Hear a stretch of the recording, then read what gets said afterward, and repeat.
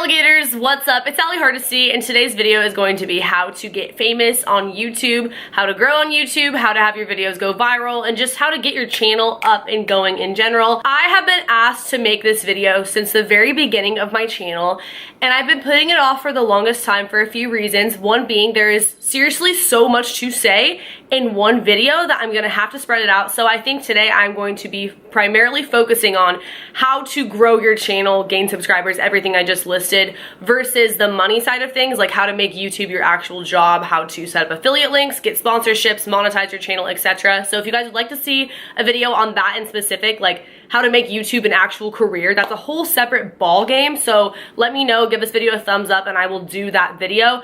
This is the second video in my series of like how to with social media vids. I did a how to get famous on Instagram video that actually is approaching 500,000 right now. So I was pretty impressed. I didn't expect it to do that well, but I guess a lot of people don't really talk about these things, or at least give like real tips. And I'm gonna admit, a lot of this is luck, but obviously it's not all luck. Like YouTubers who have gotten to the place that they're at, they got there for a reason, like they put in work. We do have control over a lot of the things that get us to go viral and grow and gaining subscribers, etc. So I'm gonna give you all my tips and tricks for what I do know and what I truly think can help you and your channel if you are making a channel or you are in the process of trying to grow the one you already have. So first things first, when you start your channel, I think you should have a reason why, something that keeps you motivated, because it doesn't happen overnight. Like you have to genuinely enjoy what you're doing, or else you're gonna get sick of it and you're gonna give up if you just expect to get famous overnight like that. These things can definitely help to speed up the process, but you just can't be disappointed right off the bat if you don't get 1 million hits on your very first video. So keep that in mind when you're getting started. You should know what you want other people to get out of your videos and what you want to get out of your videos. For example, when I started my channel, I wanted to document my life, help other people, and share my experiences. I'm pretty sure I've done that. Like, I feel very, very accomplished in that sense, and that is what matters to me.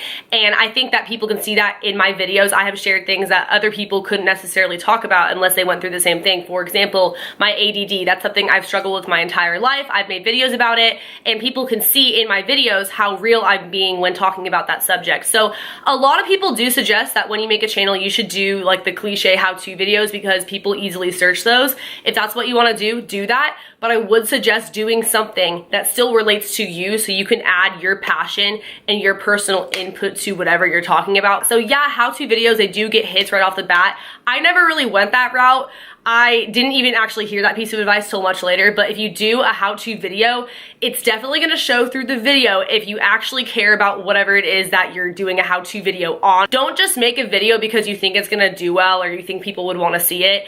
If that was the case, you guys, I would do a lot of certain types of videos that I've never done, or I would do more of, because I know that those are things that do well. But do what you personally have a passion for and wanna talk about and have experience with. Think of something that makes you unique and that people go to you for. If they have a question, they want to know how you have followers on Instagram. They want to know how you grew your hair out the way that you did. They want to know why you wear colored contacts and where you get them from and how you put them on, etc. If you're doing like a how-to kind of video, or if you want to do a story time, what is your go-to experience that you tell people when you meet them right off the bat? Like the craziest thing that's ever happened to you that people are genuinely interested in hearing about. Keep that in mind. Same thing with conspiracy theories. It has to be what you're genuinely passionate about and what people know you for, even if it's not on the internet yet. It could just be in your personal life, in high school, whatever it is. Don't feel awkward when filming. I promise I'm gonna get to the technical stuff later in this video, but don't feel awkward. I felt so weird talking to myself in a camera in the beginning, and it definitely showed. So think about what you notice and what you like in other creators, whether it's their editing style or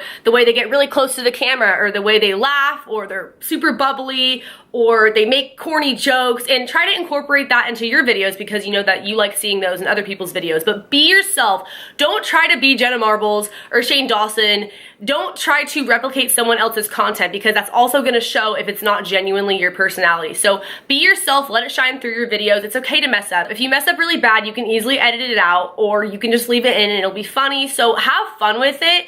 Don't put yourself under a bunch of pressure when it's your first time filming, because I know I did. I felt like everything I said had to be perfect, and sometimes I still feel that way. So just know that you're in a safe place and that people ultimately will watch you for your personality, not just your content. So don't feel like you have to be a alien or a robot when speaking and sharing whatever it is that you have to say. You can mess up, you can make mistakes, you can burp, you can do this and that. If anything, it'll just make the content more relatable and funny. Once you get a decent amount of following, which I'll I'll talk more about how to do that. You're gonna wanna do a Q&A video because you want people to get to know you as a person. You don't have to do a Q&A, but I would definitely suggest opening up because it makes your relationship with your subscribers that much more closer if they know who you are, where you came from, why you're doing YouTube, what's your purpose on here, are you in school, how old are you, what's your favorite color, whatever. Just basically getting to know you as a YouTuber, because I know the people that I watch on a consistent basis, I feel like they're my friends.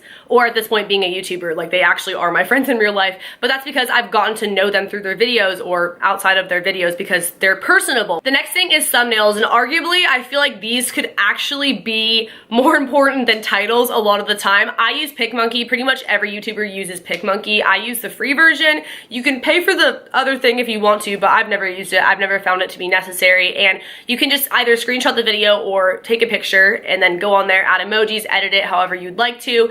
And when I first started, I didn't even know that you could do this. I would literally just screenshot the thumbnail randomly in the video and slap emojis on it. So now I try a little bit harder than that because I figured out how to actually do that and how much it really does make a difference. I've also learned that less is more when it comes to thumbnails. Sometimes if you have a bunch of stuff on there, it looks way too overwhelming and people just won't click on it. Sometimes it also doesn't hurt to have something on the thumbnail, like in writing, that's different from whatever the title is. All of this works in conjunction to make your videos do well. Title, tags, and the description box. Those things, they need to match up. That's actually crucial. I learned this not even that long ago, and it has made a huge difference in my channel, in my videos, in my ratings, etc. So if you've noticed, a lot of the time YouTubers, they will put in the first sentence of their description box something having to do with the title. For example, this video is about how to get famous on YouTube. In their title, how to get famous on YouTube. And then in their tags, one of the tags will be how to get famous on YouTube. Because when it's in all different 3 places, when you search how to get famous on YouTube, your video will most likely be one of the first ones to pop up because it makes it that much more relevant. That's why you'll see a lot of repetitive tags and description boxes and titles, because it just makes it get up there when you search it that much easier. Also, Google keywords. I just started utilizing this. Like, to be honest, I could probably do a better job with it still, but if you go to a website called Google Keywords, you type in whatever it is that your video is about. For example, I did a video about how to get famous on Instagram. Type in Instagram. Some of the top search things are how to get famous on Instagram, how to grow on Instagram, how to edit pictures on Instagram. Of course, only if they are in fact relevant to the video, you talked about them in the video, etc. All those tags would fit, so I can slap them into the tag portion of the video, and then they're in there, so if people search for those, my video is also likely to pop up. Overall, I don't think tags matter as much, but they definitely help, especially all 3 together. And I'll let you in on another little secret. I didn't even know this when I started, but I used to give credit. In fact, I still give credit if my video was inspired by another YouTuber. For example, my confronting my ex with the other woman video. I saw Carrie Dayton, who I just did a collab with like a few weeks ago.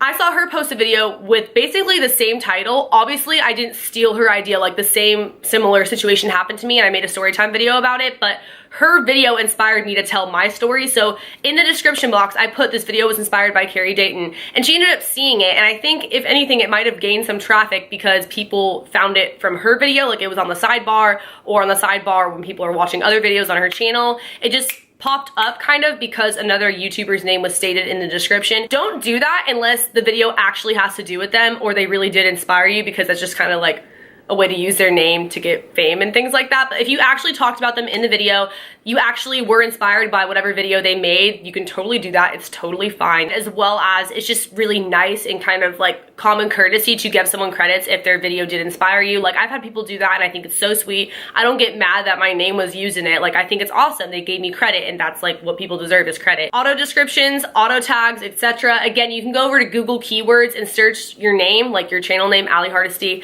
and all my most popular video titles will basically come up, or other things that people commonly search with my name. Those are my auto tags. So every single video, those are automatically in there. I don't have to go and individually type all of them. Same thing with my auto descriptions. I have all my social media, business inquiries, my email address, everything looks the same. And then on top of that, I just add whatever the video is about or other added links that I want to put in there. But it creates a lot less work for you in the long run if you are going to be consistently uploading. Also, make sure that your videos upload automatically to private. I mean, you don't have to, but I didn't even know you could do that for the longest time. So literally, if I put a video live, it would go up at like 3 in the morning if that's just like when I was uploading. Didn't make any sense. So putting them on private means that you can space them out better, which is what I do now. I more commonly have like 5+ videos unlisted or private on my channel before actually making them public for people to see live, like on YouTube. So that is never a bad idea. That way you can film a lot in bulk and spread them out and then film some more. Make sure that the titles and thumbnails are interesting. It doesn't have to be super clickbaity, but make it so that people at least want to click on it, you know, make it look nice. Cross promote, post your stuff on Instagram. If you don't want to post it on Instagram to mess up your feed or whatever, post it on your Insta story. Snapchat, now you can upload pictures from your camera roll. So I'll usually screenshot the video when it goes live and upload it that way. Or you can just take a video or picture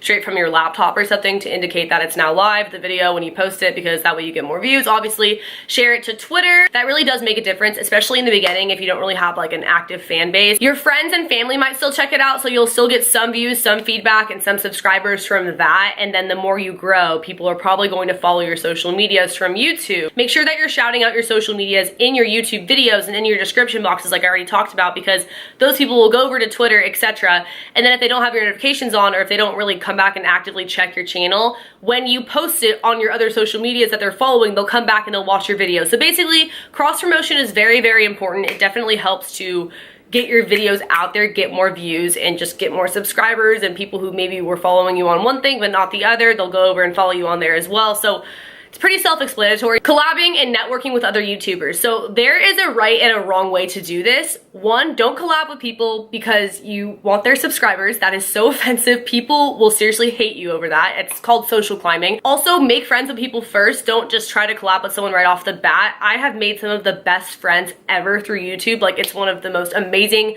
ways to connect with people in the whole entire world, especially because you have that common interest with them. And so not even just collabing with that person helps to grow both yours and the other person's channel, but just bouncing ideas off of each other, helping to learn from each other. Maybe they could teach you something that you didn't know and vice versa. It's just really great to be a part of the community. So make sure that you do dive in, DM people, at them, comment on their stuff, and get to know them. Also, commenting on people's videos, believe it or not, that actually helps people to come back to your channel. But don't be that person who comments saying self-promo, check out my channel. I personally never care when people do that. Like, self-promote on my video all you want, but it doesn't really get people to come to your channel unless you did a video very similar. It's more so if you get a top comment or you're showing support, people might click on your channel and go check it out as well, because I know I always read the comments. I don't know about you guys. I've definitely subscribed to people from the comments. If you genuinely enjoy someone's video, let them know. YouTubers really appreciate that, and it helps us trend as well. So you doing that, we're gonna pay it forward probably and check out your stuff at one point or another if we notice you, and other people who notice you in the comments. So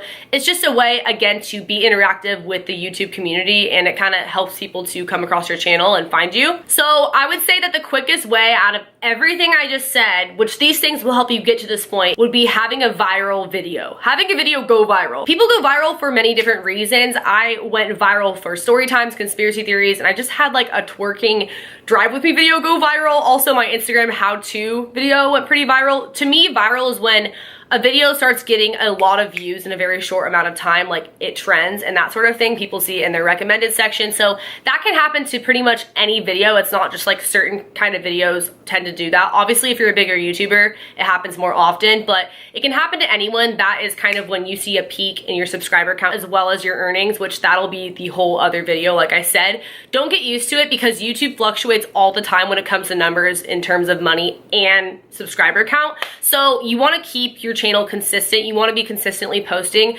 Do not have a dead channel, because to be honest, not only does that not provide your subscribers with content, but people will stop coming back because they know that you're not really going to be there, so they'll stop checking up on you. I know that I have YouTubers who I watch all the time because I know they're always posting. So even if I don't get a notification or I don't see that they posted a video, I'm probably going to go search their channel. Versus people who I know don't ever really upload, I kind of don't bother unless I specifically see a video and I'm like, oh wow, for once they uploaded. You know, nothing against that. Anyone can upload at their own pace. Also, I feel like sometimes people may upload too much. I had that problem in the beginning, so I do think it's good to find a balance in whatever you can juggle, because if you're posting videos all the time but they suck and they're rushed and you can tell that you're not genuinely enjoying filming, what's the point? Like, it'd be better to have high quality videos less often, obviously. But that being said, make sure that you are putting out content for people. You can do it where you're filming in bulk and spreading it out like I do, but if you just don't upload, people are not really gonna come back. You're gonna have a lot of dead subscribers, especially if it's right after you had a viral video. Notice what videos do well on your channel and continue to do them. Take note of what people subscribe to your channel for and make sure that you continue to post those kinds of videos, because that'll keep those views coming in. Like, when I do videos that have done well before, on my channel, they automatically get more views because that's what people subscribe for, you know? Also, try to make quality videos, exporting in the highest quality you can, like HD. I did not do that in the beginning because I didn't know how. I'll have all my links to everything I personally use below, like camera, lighting. I used iMovie for the first year of my YouTube career, and then more recently I started using Final Cut Pro. iMovie is free and basically the Walmart version of Final Cut Pro, so when you do decide to upgrade and pay the $300 to get Final Cut Pro, if you ever do, you'll pretty much know how to use it because you were already basically using a low-class version of it. A lot of people film their first videos on their phone. I don't really think it makes much of a difference. A lot of my first videos that did really well were not even good quality. I didn't have lighting. I think the only thing I had was a camera, and I don't even have that nice of a camera, to be honest. This is the same camera that I've been using the entire time I've been making videos, so it's definitely not necessary. It just helps to have professional equipment in the long run. Again, I have so much more I could honestly say about this, having to do with growing, just like other little things. If you have any questions, be sure to leave them below. Also, as far as making YouTube your job, whole separate thing. I will make a video if you guys want, so give this one a thumbs up and let me know if you want to see that. Subscribe to my channel if you are new here. Turn on post notifications by hitting that bell button right next to the subscription box. Follow my social media. I have Instagram, Twitter, Snapchat, and YouNow, where I broadcast every single day. I also have a Patreon where I post exclusive videos and photos that you can't see anywhere else. And I will see you guys in the next video. Later, alligators. Bye.